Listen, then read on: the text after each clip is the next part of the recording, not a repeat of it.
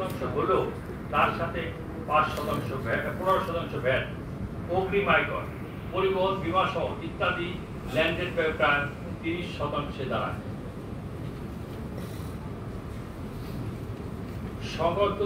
সংবাদপত্র শিল্প হিসাবে সরকার কর্তৃক ঘোষিত সাংবাদিক বাদেও মুদ্রণ, বিপণন, বিতরণ ও বিজ্ঞাপন ইত্যাদি সহ অগণিত মানুষ এই শিল্পের উপর নির্ভরশীল।